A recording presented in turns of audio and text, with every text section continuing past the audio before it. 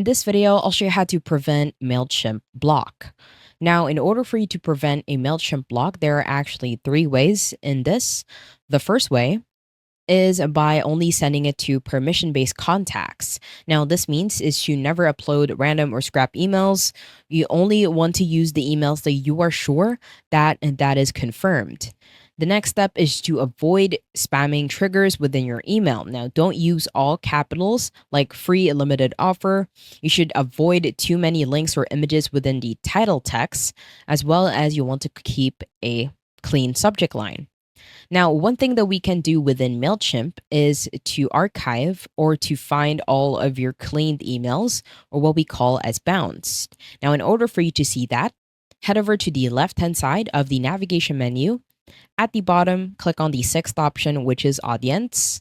And on the Audience section, head over to the top, click on the second tab, which is the subscription status. And at the bottom, click on the last option, which is Email Cleaned.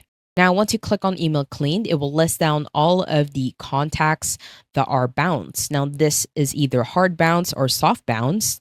Now, what you can do from here is to archive them completely. When you archive them completely, you will no longer send an email to them. The reason for that is that their email address doesn't really work.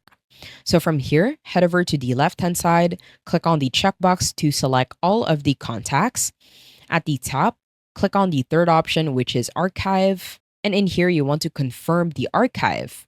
However, what you can also do if you do want to keep these emails in case that they are a soft block, you can simply tag these contacts as bounce and prevent them whenever you were trying to send an email. So at the top, click on Tag Contacts.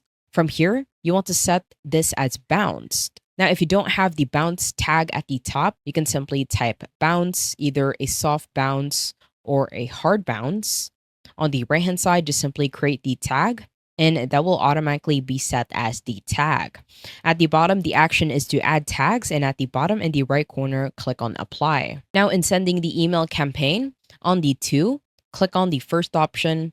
And at the bottom, you have here send to all email subscribers. To make sure that it doesn't send to the bounce, head over to do not send to, click on the tab. At the bottom, click on tags. And from here, you want to scroll down until you find bounced. At the bottom, click on save. Once you do that, it will automatically calculate the recipient count and it will exclude all of the recipients that are on bounced. I hope you found this tutorial helpful. Please let me know if you have any other questions in the comment section below, and I will try my best to help you out.